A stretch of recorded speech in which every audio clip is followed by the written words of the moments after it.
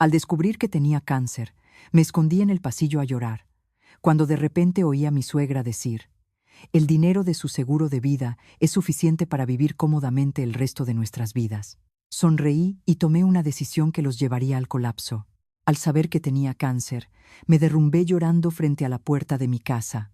Pero, amargamente, al otro lado de esa puerta, mi suegra y mi marido brindaban y celebraban, calculando cómo usar los 500.000 euros de mi seguro de vida para traer a su amante a casa. En lugar de gritar, me sequé las lágrimas, sonreí y preparé personalmente una obra de teatro que les haría perderlo todo. Con el resultado de la biopsia en la mano, mis pies pesaban como si llevaran plomo. El jefe de oncología me miró con compasión. Su voz era grave, pero cada palabra que pronunciaba era como un cuchillo clavándose en mi alma. Dijo que tenía cáncer de mama. Aunque la enfermedad estaba en una etapa temprana, la palabra cáncer en sí misma ya era una sentencia de muerte suspendida sobre la cabeza de cualquiera. Salí del hospital.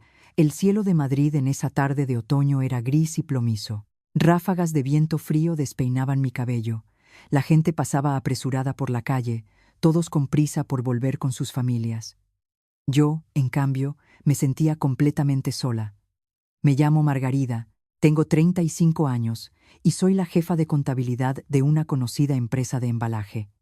Mi vida hasta ahora siempre había transcurrido en calma. Yo sola me encargaba de nuestro pequeño hogar, cuidando de mi marido y mi suegra en cada comida y cada momento. Arturo, mi marido, es un hombre de apariencia elegante, con palabras siempre dulces y agradables al oído.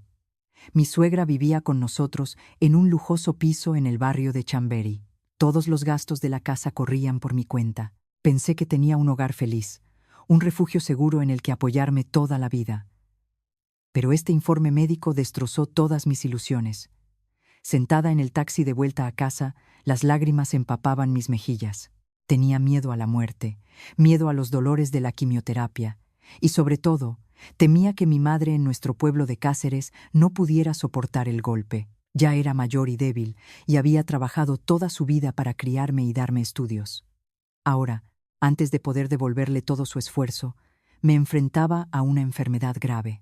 Me dije a mí misma que debía ser fuerte, volver a casa y dar la noticia a mi marido y a mi suegra, esperando encontrar un apoyo moral para entrar en esta batalla a vida o muerte. El taxi se detuvo frente al portal del edificio. Arrastré los pies hasta el ascensor y pulsé el botón del 5º piso.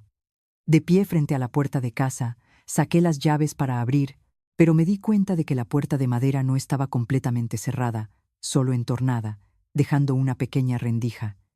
Quizás Arturo acababa de llegar y olvidó echar el cerrojo.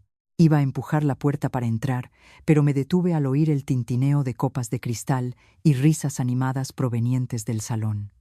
La voz de mi suegra resonó, clara y llena de una satisfacción que no intentaba ocultar. Dijo que el cielo por fin les había sonreído, que solo había que esperar a que yo me fuera. Los 500.000 euros de su seguro de vida son suficientes para que vivamos como reyes el resto de nuestras vidas, dijo. Mis oídos zumbaban. Mi corazón se sentía como si una mano invisible lo estrujara, un dolor tan intenso que apenas podía respirar. Me quedé petrificada en el frío pasillo, tapándome la boca con las manos para no soltar un sollozo. A través de la estrecha rendija, vi a Arturo levantando una copa de vino tinto. Su rostro brillaba con una crueldad despiadada mientras secundaba las palabras de su madre. Dijo que en el próximo tiempo intentaría complacerme un poco, para que yo firmara los papeles felizmente.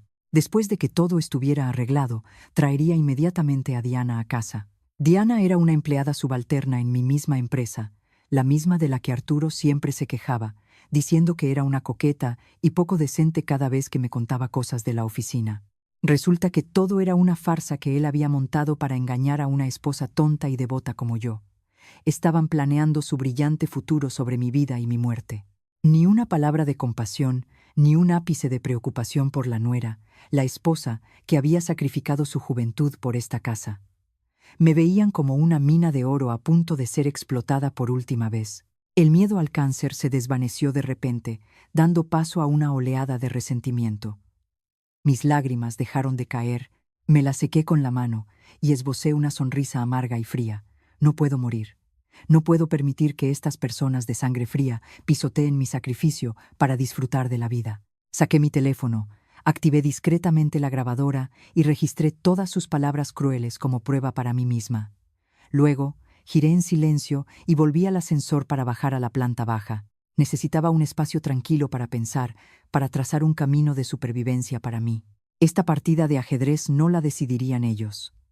Al salir del edificio, tomé un taxi a una cafetería tranquila en una callejuela del barrio de Las Letras. Llamé a Rita, mi mejor amiga desde la universidad. Al notar mi voz extraña, Rita dejó su trabajo inmediatamente y vino corriendo. Al ver mi aspecto desolado, se asustó y me llenó de preguntas. Le mostré el resultado de la biopsia y luego le puse la grabación que acababa de hacer en la puerta de mi casa. Después de escuchar, el rostro de Rita cambió de color. Sus manos temblaban de rabia. Me abrazó con fuerza, sollozando por el destino cruel de su amiga. Le di unas palmaditas en la espalda, con una voz increíblemente tranquila. Le dije a Rita que no llorara, que no iba a morir. La había llamado para pedirle ayuda. Tenía que recuperar todo lo que era mío. Arturo y yo llevábamos 5 años casados.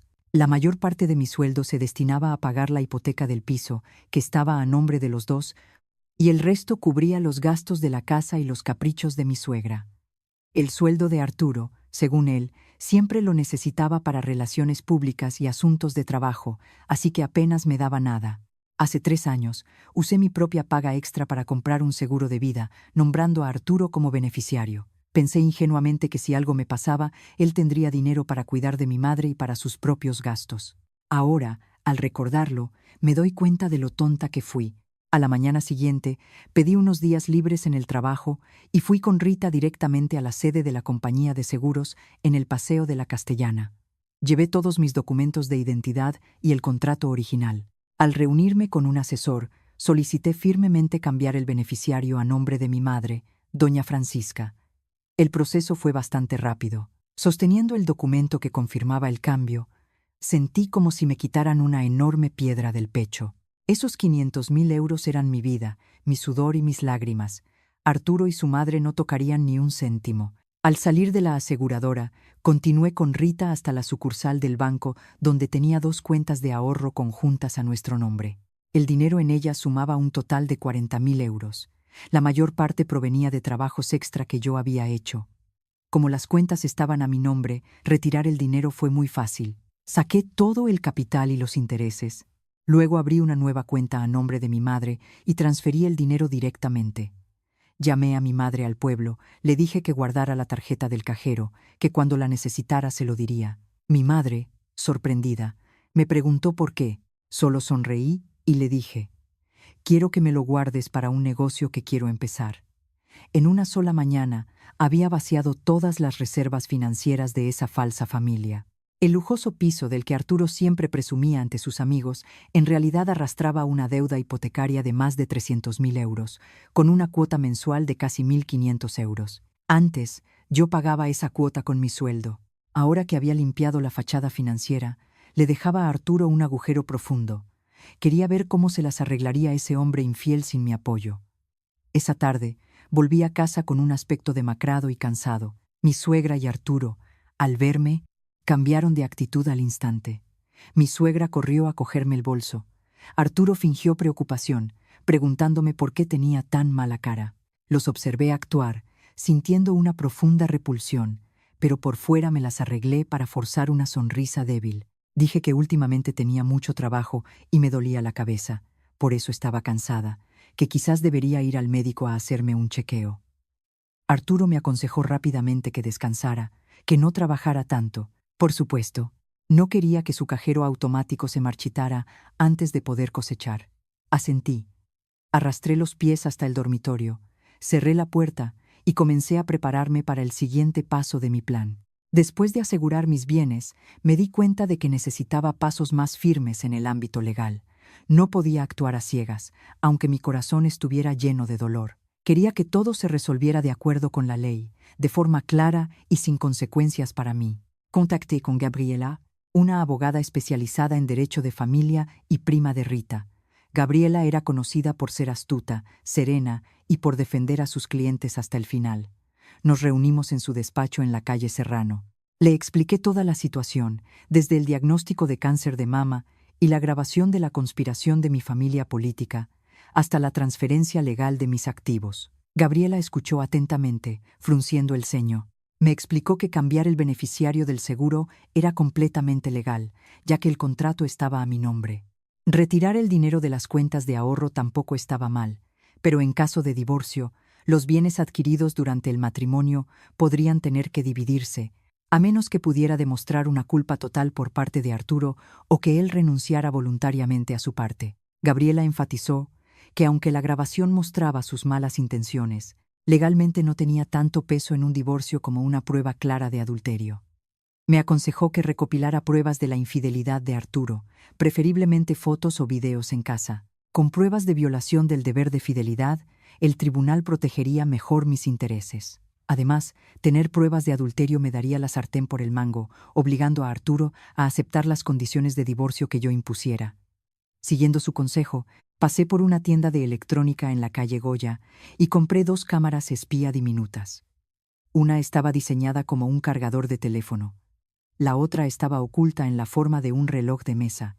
Esa tarde, aprovechando que mi suegra había ido a su reunión del club de jubilados del barrio y Arturo aún no había vuelto del trabajo, las instalé con cuidado. El cargador lo enchufé en una toma de corriente del salón, apuntando directamente al sofá. El reloj lo coloqué en el mueble de la televisión de nuestro dormitorio, abarcando toda la cama de matrimonio. Al ajustar el ángulo de la cámara desde mi móvil, mis manos temblaron ligeramente. Qué amargo era que una esposa tuviera que instalar cámaras para pillar a su propio marido, siéndole infiel en su propio hogar. Pero me tragué las lágrimas y me dije a mí misma que no podía ser débil. Esto era la verdad que tenía que afrontar para liberarme. Esa noche, empecé a interpretar el papel de una mujer enferma y deprimida. Preparé una cena rápida, puse la excusa de que estaba cansada y me fui a la cama. Cuando Arturo llegó y vio la cena tan simple, mi suegra empezó a quejarse de inmediato. Arturo corrió a la habitación, me cogió de la mano y me preguntó con voz melosa qué me pasaba. Dijo que si estaba cansada, me llevaría al hospital para un chequeo completo. Miré directamente a los ojos de Arturo, esos ojos que una vez me enamoraron y que ahora solo reflejaban falsedad y cálculo. Retiré suavemente mi mano y dije: mañana cogeré un taxi e iré al Hospital Gregorio Marañón para un chequeo. Tuve a trabajar tranquilo. Durante los días de espera para la cirugía, viví como un fantasma en mi propia casa. Dejé que mi suegra me criticara, dejé que Arturo interpretara el papel de marido modelo delante de los vecinos. Cada noche, cuando Arturo sonreía mientras enviaba mensajes a alguien en su teléfono y luego los borraba sigilosamente, yo solo observaba en silencio. Sabía que le estaba escribiendo a Diana. Les estaba dando el espacio más cómodo y despreocupado posible para que se delataran ellos mismos. La red estaba tendida. Solo tenía que esperar a que las polillas volaran directamente hacia la trampa.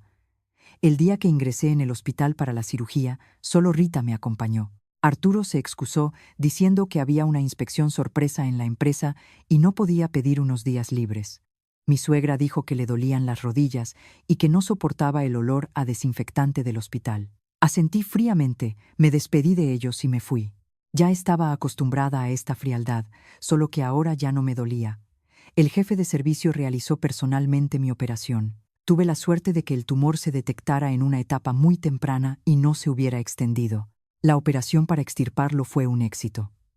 Por la tarde, al despertar en la sala de recuperación y ver la sonrisa de alivio de Rita, supe que el cielo me había dado una segunda oportunidad. El médico me informó que solo necesitaba descansar, tomar la medicación prescrita y acudir a revisiones periódicas. No necesitaría pasar por las rondas de quimioterapia o radioterapia que tanto temía, con la caída del pelo y los vómitos. Pero no podía llevar esta buena noticia a casa. Si sabían que estaba sana y que iba a vivir mucho tiempo, Arturo y su madre cambiarían inmediatamente de actitud, continuarían explotándome económicamente o intentarían divorciarse y liquidar los bienes antes. Necesitaba tiempo para reunir pruebas de su infidelidad y hacer que Arturo asumiera voluntariamente la deuda de la hipoteca. Le pedí a Gabriela que contactara a un amigo en el sector sanitario para que me ayudara a preparar una fotocopia de un informe médico con sellos oficiales. Por supuesto, no era un documento falsificado para engañar al Estado, sino una copia con el contenido del diagnóstico modificado para engañar a mi familia. El informe indicaba claramente que mi enfermedad estaba en fase 3, que el cáncer se había extendido a los ganglios linfáticos, con un pronóstico muy malo, y pedía a la familia que se preparara mental y económicamente para largos ciclos de quimioterapia. El martes después de la operación, Arturo finalmente apareció por el hospital. Llevaba una cesta de fruta cara, paseándose deliberadamente delante de las enfermeras y otros pacientes para parecer un marido atento. Pero cuando se sentó junto a mi cama, sus ojos no dejaban de mirar el reloj. Con la excusa de que tenía que reunirse con un socio importante, solo se quedó 15 minutos y se levantó apresuradamente. Le di el falso informe médico y le dije con voz débil: «Llévaselo a tu madre para que lo vea. Mi situación es muy mala. El médico dice que no me queda mucho tiempo». Arturo cogió el papel. Sus ojos recorrieron rápidamente las palabras «pronóstico muy malo». Una chispa de alegría mal disimulada apareció en la comisura de sus labios. Me cogió la mano sin apretar, fingiendo estar emocionado, y me aconsejó que me recuperara tranquila. Dijo que él se encargaría de todo en casa. Después de que Arturo se diera la vuelta y saliera apresuradamente de la habitación, lo seguí con la mirada y me dije a mí misma: la obra de teatro acaba de llegar a su punto álgido. Al recibir el alta, me fui a casa de mi madre en Cáceres durante una semana, con la excusa de que quería respirar aire puro para recuperarme. Mi suegra y Arturo estaban encantados, y rápidamente me ayudaron a hacer las maletas y me acompañaron a la estación de autobuses. No sabían que mi marcha de casa creaba la oportunidad perfecta para que la cámara oculta comenzara a funcionar. Sentada en el autobús, mirando hacia Madrid, sentí una extraña paz. La vida había vuelto a mí, y usaría esta nueva oportunidad para limpiar toda la basura de mi existencia. En el pueblo, estuve rodeada del amor de mi madre. Me cocinaba caldos caseros y me preparaba remedios naturales. Le oculté mi verdadera condición, solo le dije que me habían operado de un tumor benigno y que, una vez extirpado, estaría bien, que no se preocupara. Al ver la sonrisa amable de mi madre, me sentí aún más decidida a proteger los bienes que había ganado con tanto esfuerzo para cuidar de ella en su vejez. La tercera noche desde que llegué al pueblo, mi teléfono me notificó movimiento en la aplicación de la cámara de casa. Cerré la puerta de mi habitación con llave, abrí la aplicación y miré. En la nítida pantalla del teléfono, el salón del piso apareció claramente bajo la tenue luz amarilla. Arturo estaba abrazando por la cintura a una joven mientras entraban. Ella llevaba un vestido rojo ajustado, su rostro muy maquillado y su actitud coqueta. Tal como esperaba, era Diana. Arturo sirvió vino. Ambos se sentaron en el sofá, riendo y coqueteando. Diana miró alrededor de la casa y, con voz melosa, criticó mi decoración pasada de moda. Se acurrucó en el regazo de Arturo y le preguntó con un puchero cuándo se iría la señora de la casa para que ella pudiera entrar oficialmente como la nueva dueña. Arturo se rió a carcajadas, acariciando la mejilla de su amante y afirmando con total seguridad que yo tenía una enfermedad terminal. «Los médicos la han desahuciado, es cuestión de meses», dijo. Prometió que tan pronto como tuviera el dinero del seguro, cambiaría el sofá y le compraría a Diana la última moto scooter. Sentí náuseas, no por efecto de la medicación, sino por la vileza de esas personas. Seguí mirando la pantalla, cambiando a la cámara del dormitorio. Arturo llevó en brazos a Diana directamente a la habitación que yo había cuidado con tanto esmero durante 5 años. Se lanzaron sin pudor sobre nuestra cama de matrimonio, devorándose como animales hambrientos.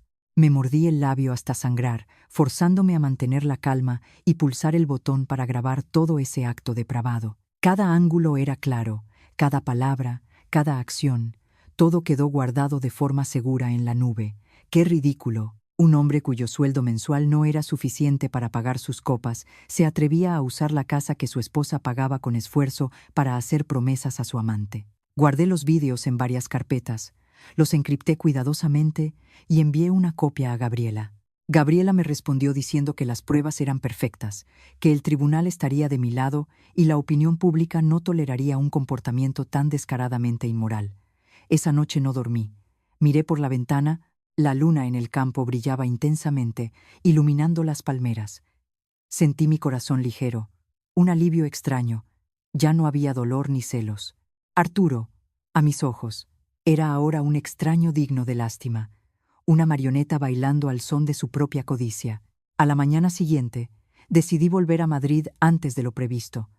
Necesitaba enfrentarme a ellos directamente, seguir interpretando el papel de la mujer moribunda para completar mi plan. Compré una peluca de aspecto desaliñado, me puse polvos oscuros bajo los ojos y en los pómulos para crear un aspecto demacrado. Antes de subir al autobús, respiré hondo. El juego del escondite había terminado. Era hora de que yo misma reorganizara mi vida, limpiando a los ingratos para dar la bienvenida a un mañana más brillante. En esta batalla, no buscaba una venganza sangrienta, solo reclamaba justicia y me protegía de la maldad del corazón humano. Después de mi visita a casa de mi madre en Cáceres, volví a Madrid con una mentalidad completamente diferente.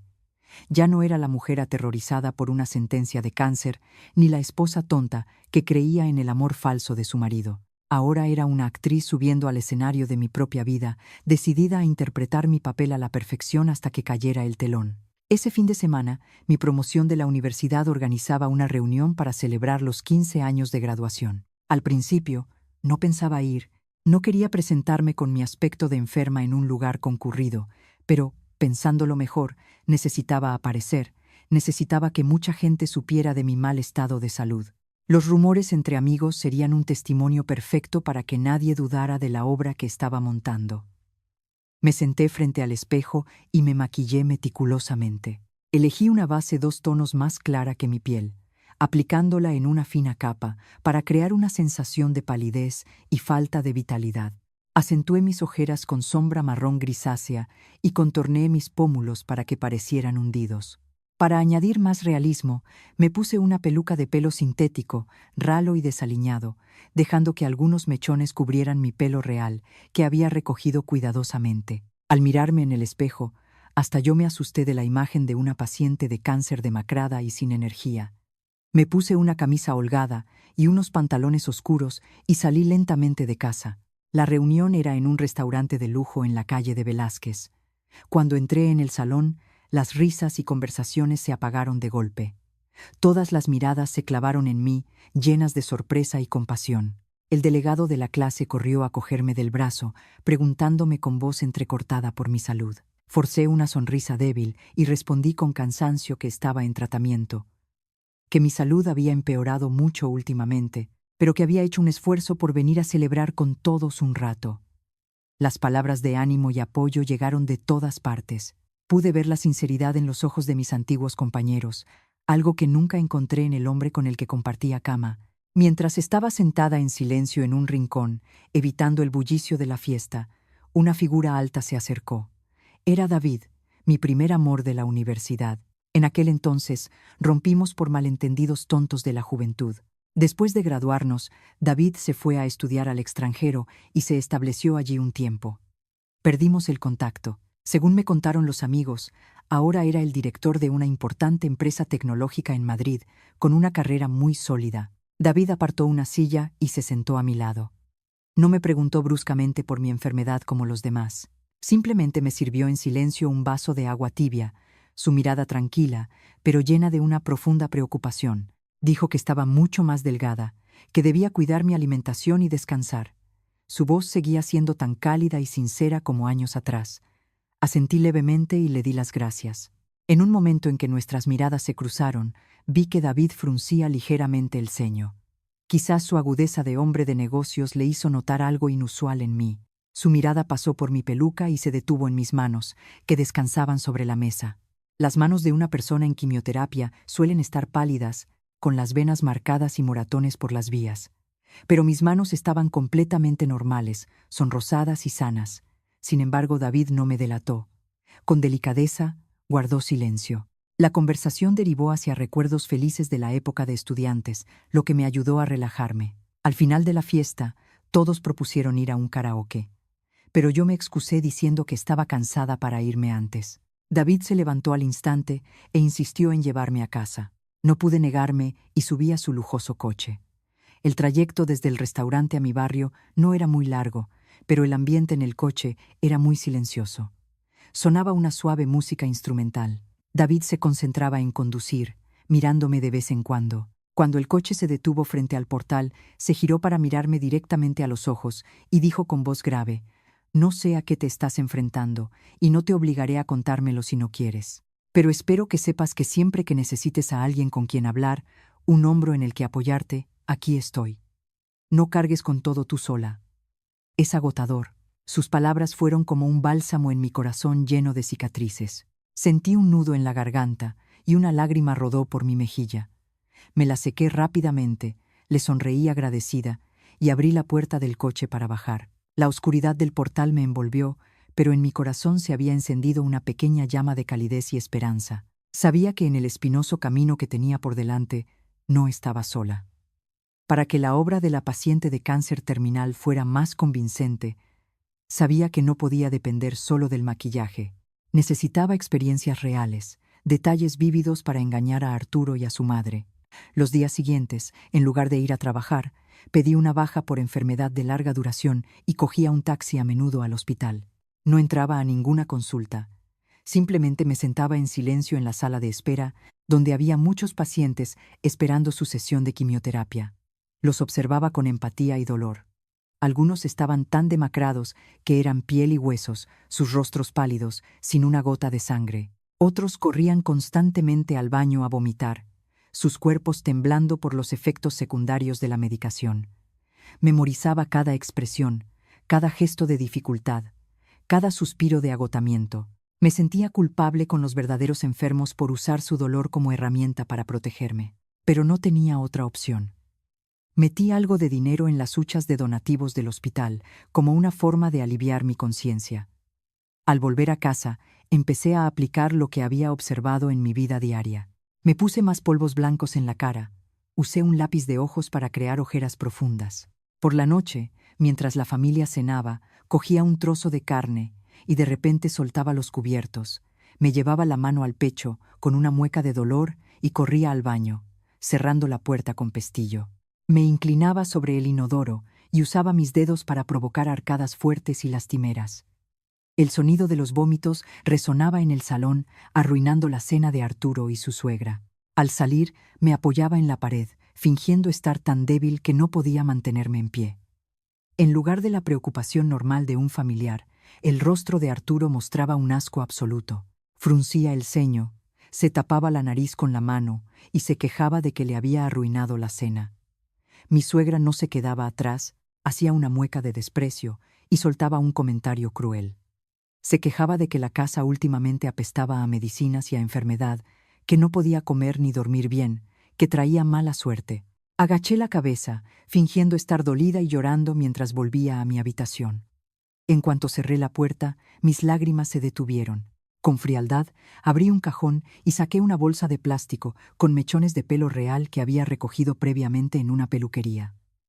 Cada mañana, al despertar, esparcía con cuidado algunos mechones en la almohada, en las sábanas y en el baño.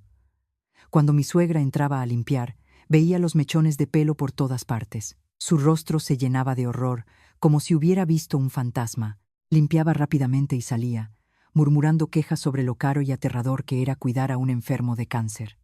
La irritabilidad de Arturo se hacía cada vez más evidente.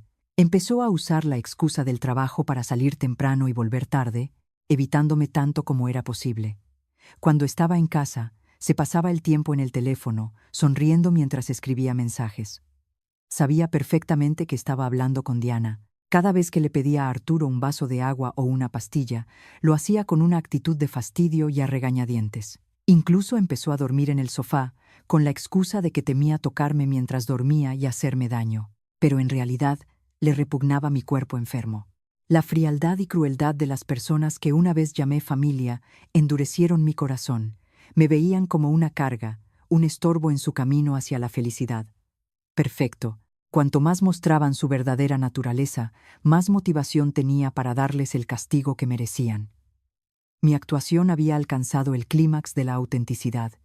Era el momento de destruir su sueño de ser millonarios.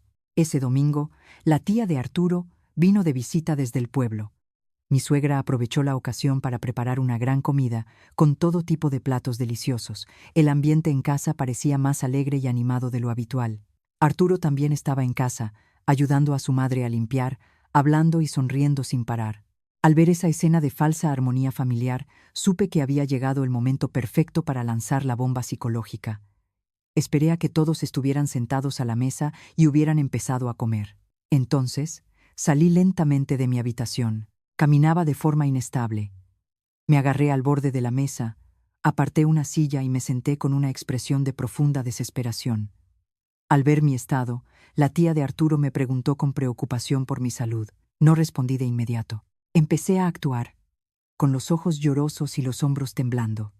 Mi llanto pasó de sollozos ahogados a un llanto desconsolado, sumiendo la comida en el silencio. A mi suegra se le notaba la molestia. Me espetó que estábamos en medio de una buena comida, que si tenía algo que decir, que lo dijera claro, que tanto lloriqueo traía mala suerte. Arturo también frunció el ceño, golpeó los palillos contra el cuenco y me instó a hablar de una vez. Contuve un sollozo, me sequé las lágrimas y hablé con voz entrecortada. Le di a toda la familia una noticia demoledora.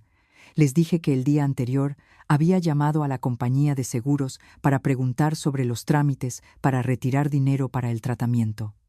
Me informaron de que, debido a un cambio en las cláusulas de mi contrato el año pasado, el importe de la cobertura por enfermedad grave se había limitado. Si decidía retirar el dinero para tratar el cáncer ahora, la cantidad máxima que recibiría sería de solo 50.000 euros. Y lo que era peor, si elegía esta opción, el contrato se rescindiría de inmediato y el beneficio por fallecimiento de 500.000 euros se anularía por completo. Apenas terminé de hablar, se oyó el sonido estridente de un cuenco de porcelana al romperse. Arturo había dejado caer su cuenco de arroz al suelo, que se hizo añicos. Su rostro se quedó sin una gota de sangre. Sus ojos se abrieron de par en par mirándome fijamente. Mi suegra, que estaba masticando un trozo de pollo, se quedó con la boca abierta. El trozo de pollo cayó sobre la mesa. Su rostro se puso gris, como el cielo antes de una tormenta. La habitación se sumió en un silencio aterrador. Solo se oía la respiración agitada de Arturo. Continué asestando el golpe final a su codicia. Dije, entre un mar de lágrimas, que los médicos decían que mi enfermedad no tenía cura. 50.000 euros en el hospital serían como una gota en el océano. Vivir unos días más solo os causaría más problemas a ti y a tu madre. Así que he decidido no recibir ningún tratamiento y usar las pocas fuerzas que me quedan para volver a casa de mi madre. Continué. El poco dinero que tengo ahorrado en el banco, a mi nombre, pensaba ir mañana al notario para hacer testamento y dejárselo todo a mi madre en Cáceres. Consideradlo como el último acto de piedad filial de una hija desafortunada. Espero que tú y tu madre lo entendáis. Al oír que perdía 500.000 euros y que además no iba a haber ni un céntimo de los ahorros, mi suegra se llevó la mano al pecho, respirando con dificultad. Me señaló con el dedo, tartamudeando, sin poder articular palabra. Arturo se levantó de un salto, con la cara roja y las venas de la frente marcadas. Golpeó la mesa con fuerza y gritó, preguntándome por qué había cambiado el contrato sin consultarle. ¿Por qué le daba el dinero de los ahorros a mi familia cuando esta casa tenía tantos gastos? La ira hizo que Arturo perdiera el control. Ya no podía mantener la apariencia de marido bueno y modélico delante de su tía. Agaché la cabeza y seguí llorando desconsoladamente, pero bajo la peluca desaliñada, una sonrisa fría se dibujó en mis labios. La trampa psicológica que había tendido había funcionado a la perfección. El sueño millonario de madre e hijo se había hecho añicos en esa misma mesa. A partir de ese momento, a sus ojos, yo ya no era una mina de oro a punto de ser explotada, sino un montón de basura, una carga de la que debían deshacerse lo antes posible. La crueldad humana, cuando la codicia no se satisface, sería el trampolín perfecto para presentar la demanda de divorcio. Después de esa fatídica comida, el ambiente en el piso se volvió sofocante y tenso. Arturo ya no fingía ser cariñoso ni me preguntaba por mi salud. Me miraba con resentimiento, como si le hubiera robado una fortuna. Mi suegra me lanzaba indirectas todo el día, llamándome gafe y enferma, que solo traía problemas a su familia. Yo seguía aguantando, interpretando el papel de enferma resignada, encerrándome en mi habitación para darles libertad de acción. Unos días después, Arturo anunció que la empresa lo enviaba de viaje de negocios a Marbella para expandir el mercado. Tenía que estar fuera una semana. Viendo cómo preparaba la maleta con entusiasmo, poniéndose perfume antes de salir, entendí perfectamente de qué iba ese viaje de negocios. El fracaso del plan del seguro había frustrado a Arturo.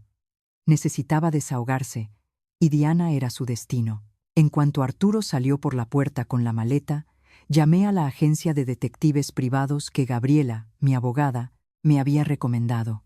Les di toda la información del vuelo, fotos de Arturo y Diana. 4 días después, recibí un correo electrónico con pruebas irrefutables, fotos de alta calidad de Arturo y Diana paseando de la mano por la playa de Marbella, fotos de ellos dándose de comer en un restaurante de marisco. Y lo más valioso, una serie de fotos de ellos entrando juntos en un hotel de lujo, abrazándose cariñosamente en la recepción. Guardé todas las fotos en un USB, junto con los videos grabados en casa. Mis armas estaban cargadas, solo esperaba el momento de disparar. Arturo volvió a casa después del viaje con cara de pocos amigos. Me vio tumbada en el sofá, agotada, la casa desordenada porque había dejado de limpiar a propósito. Empezó a buscar pelea. Le dio una patada a la papelera y me gritó: «¿Qué has estado haciendo en casa que no has sido capaz ni de barrer ni de hacer la cena?». Se quejó de que trabajar fuera para ganar dinero ya era bastante estresante, como para encima tener que volver a casa a cuidar de una enferma sucia y desaliñada. Arturo usó palabras muy duras para atacarme psicológicamente, llevando el conflicto al límite. Me incorporé, con lágrimas en los ojos, y me justifiqué en voz baja diciendo que estaba demasiado cansada. Mi falsa debilidad lo enfureció aún más. Caminó por el salón, mesándose el pelo, y de repente se detuvo frente a mí. Su voz era fría y decidida. Dijo que no podía soportar esta vida asfixiante ni un día más. Que era joven, tenía un futuro, y no podía enterrar su juventud junto a una persona moribunda y egoísta que solo pensaba en su propia familia. Finalmente, lo que tanto esperaba salió de la boca de Arturo. Propuso el divorcio. Para parecer responsable y generoso, empezó a plantear la división de bienes que él consideraba más justa. Carraspeó y dijo que, después de todo, habían sido varios años de matrimonio y no sería cruel. Él se quedaría con el piso, ya que su madre vivía allí y no podía echarla a la calle. A cambio, me cedería todo el dinero de las 2 cuentas de ahorro, los 40.000 euros, para que yo volviera a mi pueblo, pagara mi tratamiento y mis gastos funerarios. Al oír los cálculos de Arturo, casi me eché a reír a carcajadas. Se creía muy listo quedándose con el piso caro y dándome a mí el dinero en efectivo. No tenía ni idea de que esas 2 cuentas de ahorro las había vaciado yo misma y no quedaba ni un euro. Mientras tanto, el piso por el que tanto luchaba arrastraba una enorme deuda hipotecaria con una cuota mensual de casi 1.500 euros. La codicia y la maldad habían nublado el juicio de Arturo, haciéndole caer voluntariamente en la trampa perfecta que yo le había tendido. Miré la solicitud de divorcio que Arturo había impreso y colocado sobre la mesa del salón. Todos los términos de la división de bienes estaban claramente especificados, tal como había dicho. Él se quedaba con la casa, yo con los ahorros. Mi suegra estaba sentada en el sofá de enfrente, con los brazos cruzados y una mirada de satisfacción que no intentaba ocultar. Seguramente se alegraba de deshacerse de una nuera enferma y de quedarse con la casa grande para que su hijo trajera a su nueva esposa. Cogí el papel temblando, interpretando la última escena de la esposa débil y dependiente. Levanté mis ojos llorosos hacia Arturo y le supliqué que lo reconsiderara. Le dije que un día de matrimonio crea un vínculo. Le rogué que no me abandonara en mi enfermedad. Le prometí ser obediente, no pedirle dinero, solo un lugar donde refugiarme en mis últimos días. Mi llanto sonaba lastimero y desesperado, resonando en el salón, pero mis súplicas solo impacientaron más a Arturo. Temía que cambiara de opinión, que tuviera que seguir atado a una persona con una enfermedad terminal que no le reportaba ningún beneficio económico. Arturo me gritó con voz fría y cruel. Dijo que nos liberáramos el uno del otro, que ya no sentía nada por mí, que no insistiera más. Mi suegra también intervino. Dijo que una nuera tan desagradecida que se llevaba el dinero para su familia no tenía cabida en esa casa. «Firma de una vez y acabemos con esto», dijo. Ante la presión despiadada de mi familia política, fingí estar completamente derrumbada y desesperada. Cogí el bolígrafo. Mi mano temblaba sobre el papel. Me detuve un momento. Respiré hondo. En el instante en que la punta del bolígrafo tocó el papel y firmé con mi letra inclinada, sentí mi corazón cantar. No era una firma de renuncia, era una firma de liberación. Estaba cortando con mis propias manos las cadenas que me habían atado durante 5 años. Solo 2 días después, gracias a los contactos de mi abogada Gabriela, completamos el trámite de mediación sin acuerdo en el juzgado. Como ambas partes estaban de acuerdo con el divorcio y ya habían pactado la división de bienes, el tribunal emitió rápidamente una resolución aprobando el acuerdo. Todo el proceso fue tan rápido y ordenado que Arturo no tuvo tiempo de pensar ni de comprobar nada. Con la sentencia de divorcio en la mano, Arturo suspiró aliviado. Se sentía como si se hubiera quitado un gran peso de encima. Me miró con aires de superioridad, diciéndome que me cuidara mucho en el pueblo. Esa tarde, volví al piso a recoger mis cosas. No tenía mucho, solo algo de ropa vieja y mis objetos personales. Todo cabía en una pequeña maleta. Mi suegra estaba de pie en la puerta de la habitación. Sus ojos de buitre seguían cada uno de mis movimientos, vigilando que no me llevara nada de valor. Sonreí con desdén. Arrastré la maleta hacia la puerta. Arturo estaba en el salón, con una falsa cara de tristeza, despidiéndose de mí. No le respondí, ni siquiera me giré para mirar atrás. La pesada puerta del piso se cerró a mi espalda, encerrando toda la amargura, el resentimiento y la falsedad de mi vida pasada. Entré en el ascensor y pulsé el botón de la planta baja. Al salir del portal, una fresca brisa de otoño me alborotó la peluca rala. Me quité las gafas de sol y levanté la vista hacia el cielo azul y despejado de Madrid. Respiré hondo, sintiendo el aire fresco de la libertad llenar mis pulmones. Se acabaron las toses fingidas, los pasos pesados. Mi cuerpo se sentía ligero, lleno de vida. La partida de ajedrez defensiva había terminado con una victoria. Ahora empezaría a preparar el ataque final y decisivo para que aquellos que habían pisoteado mi bondad probaran el sabor de la pérdida absoluta. Era hora de que la que se iba lo hiciera con la cabeza alta y los que se quedaban tuvieran que agachar la suya. Al salir de aquel sofocante complejo de apartamentos, un taxi me llevó a una tranquila callejuela cerca del Parque de El Retiro. Allí había un pequeño y encantador apartamento de servicios que le había pedido a Rita que alquilara para mí la semana anterior. El apartamento estaba en el 3er piso de un edificio lleno de vegetación, con un balcón que daba a un estanque. No había muebles lujosos ni ostentación falsa. Todo era sencillo, rústico, con tonos cálidos de madera y cortinas de color crema. Para mí, en ese momento, un espacio tan tranquilo era más que suficiente para empezar una nueva vida. Entré en el baño y me quedé quieta frente al gran espejo empañado. Lentamente levanté la mano y me quité la peluca desaliñada que me había acompañado durante todos esos días. Mi pelo real cayó sobre mis hombros, un poco revuelto, pero todavía suave y negro. Abrí el grifo, y con desmaquillante, limpié la capa de polvos pálidos, borré las ojeras artificiales y el contorno profundo de mis mejillas. A medida que el agua fresca lavaba todo el disfraz, mi verdadero rostro apareció en el espejo. Ya no era una paciente de cáncer terminal esperando la muerte. En el espejo estaba Margarida, una mujer fuerte de 35 años, con los ojos brillando con la llama de la vida y la determinación. Esa tarde, decidí ir a una peluquería cercana. La peluquera se sorprendió cuando le pedí que me cortara la melena larga que había cuidado durante años.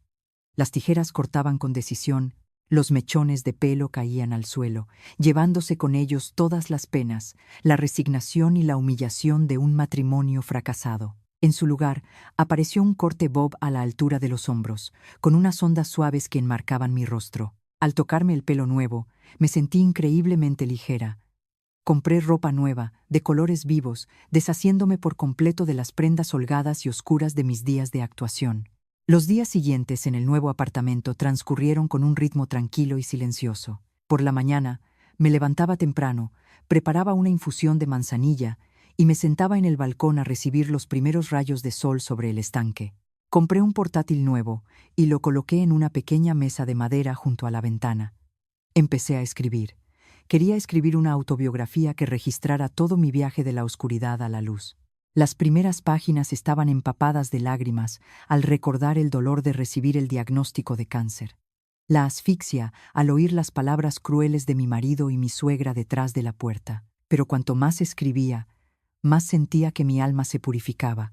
Escribí sobre la traición, sobre la codicia insaciable del ser humano, pero también sobre la fuerza oculta de una mujer cuando es acorralada. Cada palabra que fluía del teclado era como una medicina que curaba las heridas de mi corazón ayudándome a enfrentar el pasado con valentía.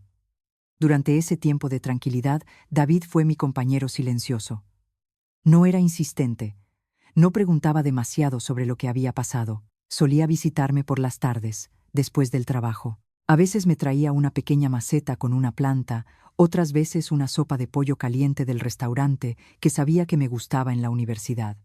Se sentaba frente a mí en la pequeña mesa, tomábamos una taza de té caliente y me contaba historias divertidas sobre su trabajo, sobre la vida cotidiana. La delicadeza de David residía en que siempre sabía crear el espacio más cómodo para mí. No mostraba lástima ni intentaba sonsacarme los secretos que guardaba. Su mirada siempre estaba llena de respeto y una fe inquebrantable en mí. David decía que la yo de ahora era como un almendro en la helada. Cuanto más frío hacía, más espléndidamente florecía. Su presencia, sus palabras sinceras de aliento, me dieron una cálida energía, ayudándome a mantenerme firme ante la gran tormenta que estaba a punto de desatar para saldar todas las cuentas. El tiempo de descanso y escritura me ayudó a recuperar por completo el equilibrio mental. Ya no sentía ni una pizca de compasión por aquellos que habían pisoteado tan cruelmente los votos matrimoniales. Una mañana, entre semana, mientras la ciudad bullía con el ajetreo del trabajo, me senté tranquilamente frente al ordenador y abrí mi correo electrónico.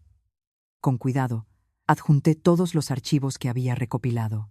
Eran los vídeos nítidos de las cámaras ocultas en el salón y el dormitorio del piso, que grabaron claramente a Arturo y Diana en sus encuentros íntimos. También adjunté la serie de fotos que el detective tomó durante su viaje a Marbella. Y lo más importante, adjunté un archivo de audio, la grabación de la conversación despiadada de Arturo y mi suegra el fatídico día que llegué a casa con el diagnóstico de cáncer. Escribí las direcciones de los destinatarios. Primero, el correo personal del director general de la empresa donde trabajaban Arturo y Diana. Luego, el correo del jefe de recursos humanos. Por último, introduje la dirección de correo del foro interno de la empresa, donde cientos de empleados podían leer las noticias. El asunto del correo fue breve y contundente. Denuncia por grave conducta inmoral, destrucción de la familia y conspiración para lucrarse de la vida de otra persona por parte de los empleados Arturo García y Diana Montes. Respiré hondo y pulsé con decisión el botón de enviar. El icono de la flecha volando en la pantalla llevaba consigo la bomba de la verdad, que caería sobre las cabezas de los traidores. Cerré el portátil, me preparé un zumo de naranja fresco y esperé tranquilamente los resultados.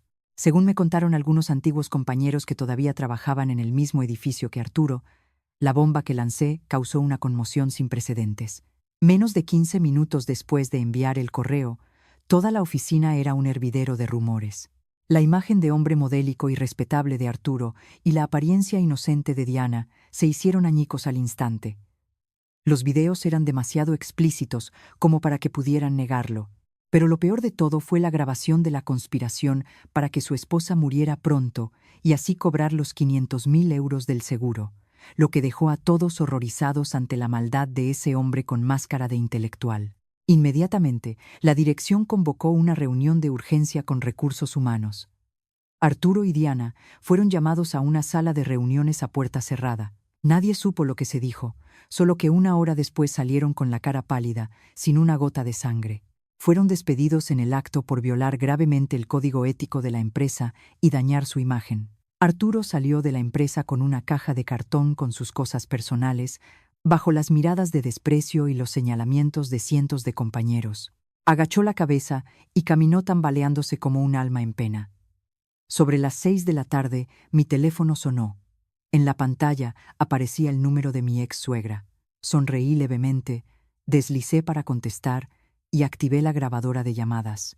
En cuanto oyó mi voz, al otro lado de la línea estallaron gritos e insultos muy groseros. Mi ex suegra me gritó, acusándome de ser una víbora, una zorra, de haber arruinado la vida de su hijo, haciendo que perdiera su trabajo y su reputación. Lanzó las peores maldiciones, amenazando con venir a buscarme para hacerme pedazos. La dejé gritar hasta que se quedó afónica, y entonces hablé con calma. Mi voz era fría y afilada como un cuchillo. Le dije que guardara las pocas fuerzas que le quedaban para pagar la hipoteca. Le recordé que todavía conservaba los originales de las pruebas de adulterio y la grabación de la conspiración para lucrarse del seguro.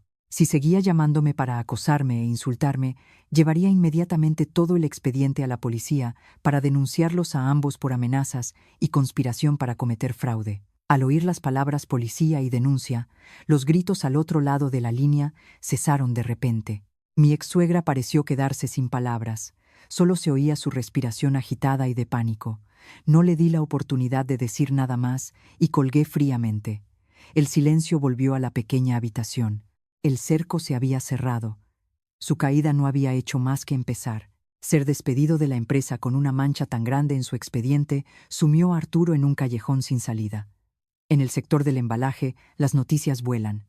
A cualquier lugar donde Arturo enviaba su currículum, en cuanto verificaban sus antecedentes, todos negaban con la cabeza.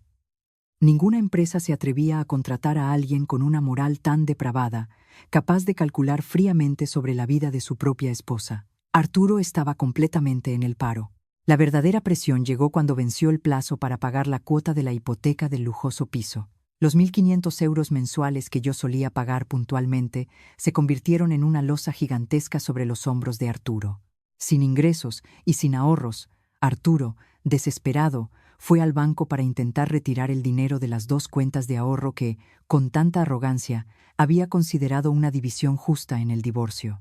Cuando Arturo presentó la sentencia de divorcio y sus documentos de identidad en la ventanilla, el empleado del banco consultó el sistema y le informó educadamente de que la cuenta a mi nombre había sido cancelada por completo antes del divorcio. El saldo actual era de 0 euros. Al oír eso, Arturo se quedó como si le hubiera caído un rayo. Se quedó paralizado en medio del banco, sus piernas temblaban, incapaz de mantenerse en pie. En ese momento, Arturo se dio cuenta de que lo había engañado de una manera espectacular.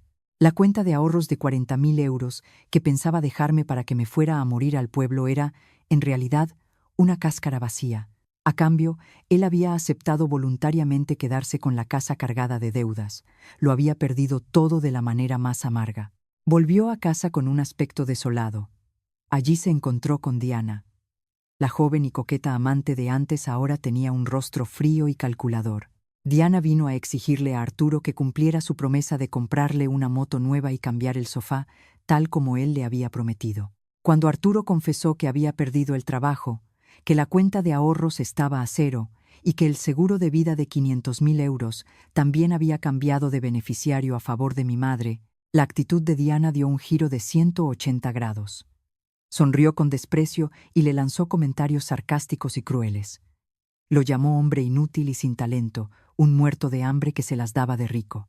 Le recriminó que, si ni siquiera podía engañar a su propia esposa, ¿a quién iba a poder mantener? Sin dudarlo, Diana se dio la vuelta, fue al dormitorio y metió en una maleta todos los cosméticos y la ropa cara que Arturo le había comprado con su sueldo. Arturo corrió a detenerla, suplicándole que se quedara con él para superar esta mala racha. Pero Diana lo empujó con fuerza, haciéndolo caer al suelo, y se fue con la maleta sin mirar atrás. Diana no tardó en encontrar un nuevo puerto, un hombre mayor pero con mucho dinero, dejando a Arturo hundido en la desesperación. En el enorme piso, cada vez más vacío, Arturo y su madre empezaron a tener peleas constantes.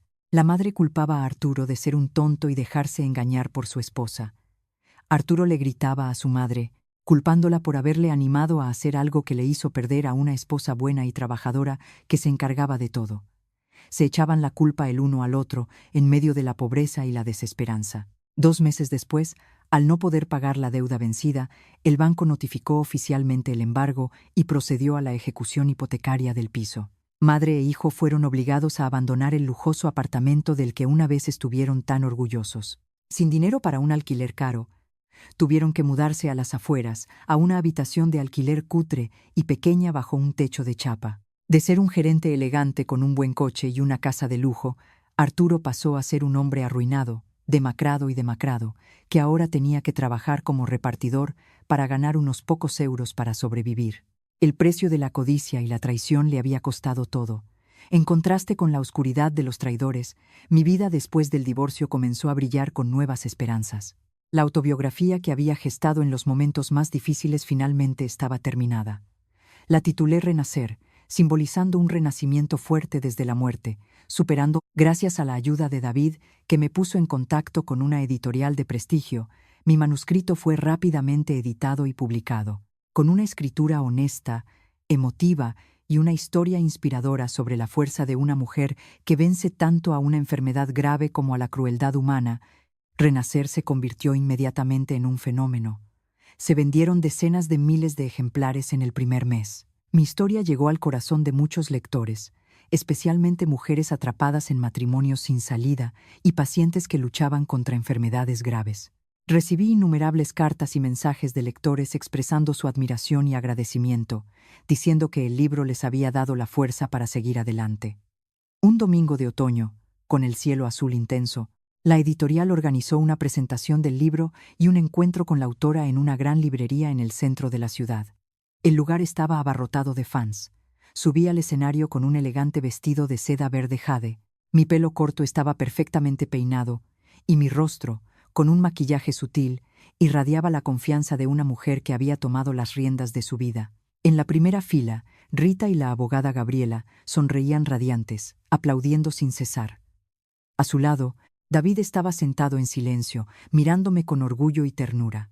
El evento transcurría a la perfección cuando ocurrió un pequeño incidente. Desde el fondo de la sala, un hombre se abrió paso entre la multitud hacia el escenario. El personal de seguridad iba a intervenir, pero les hice un gesto para que se detuvieran.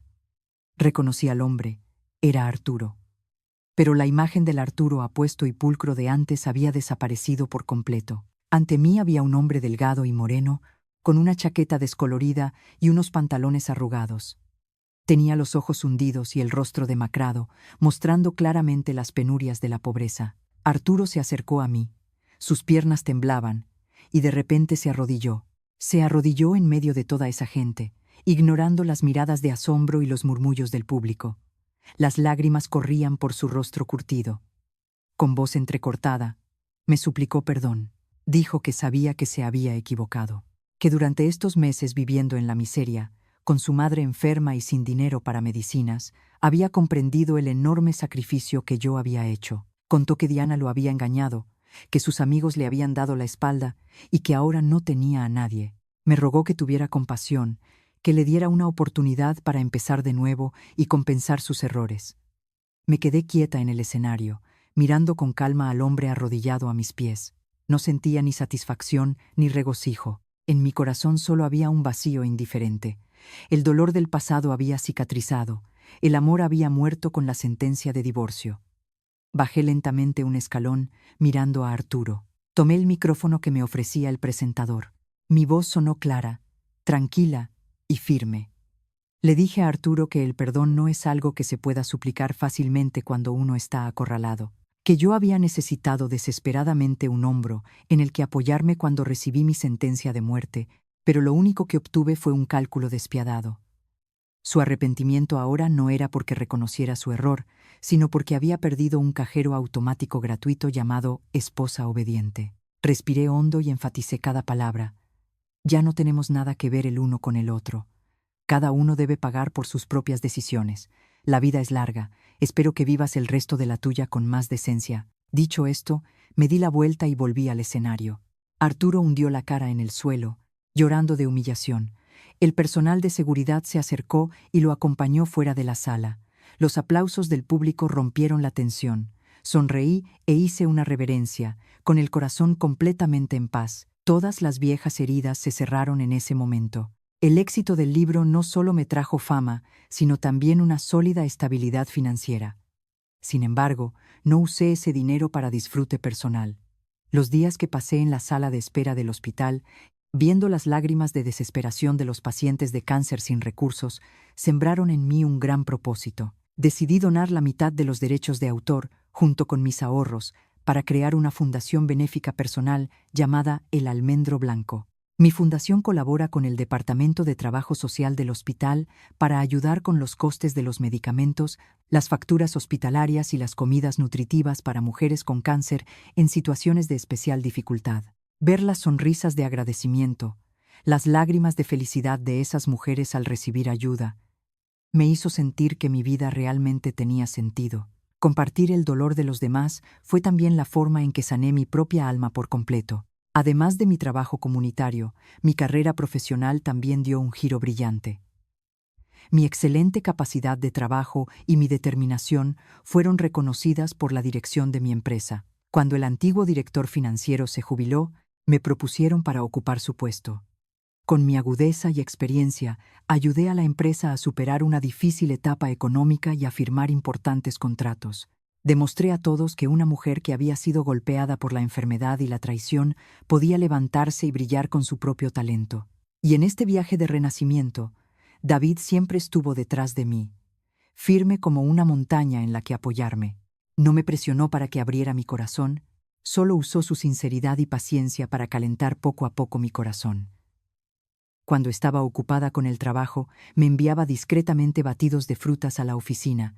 Cuando iba a entregar donaciones a provincias lejanas, me llevaba en su coche, cargando cajas de leche y sacos de arroz sin una sola queja. El amor de los adultos no es ruidoso ni impulsivo, sino profundo, sereno y lleno de comprensión. Una tarde de finales de año, con el frío anunciando la llegada de las fiestas, David y yo paseábamos por un sendero arbolado junto al lago del Retiro. El cielo se tiñó de un naranja intenso. El agua del lago brillaba con los reflejos del atardecer. El ambiente era tan tranquilo que se podía oír el crujido de las hojas secas bajo nuestros pies. David se detuvo y se giró para mirarme. A la luz del atardecer, sus ojos brillaban con un sentimiento profundo que las palabras no podían expresar. Extendió su mano grande y cálida y tomó la mía suavemente. A diferencia de otras veces, que solo eran roces tímidos, esta vez la sujetó con firmeza, entrelazando nuestros dedos. Con voz grave y cálida dijo: «La tormenta ya pasó hace mucho tiempo. A partir de ahora, déjame cogerte de la mano y caminar juntos por el mismo camino. Déjame protegerte de todas las tormentas que haya ahí fuera». Lo miré, con los ojos llenos de lágrimas de felicidad. No dije nada, solo asentí levemente, apretando su mano. Una cálida corriente recorrió mi cuerpo, disipando el frío de la tarde madrileña. Supe que había encontrado a la persona adecuada en el momento adecuado. La amargura del pasado había quedado atrás, dando paso a un nuevo comienzo brillante, libre y lleno de amor.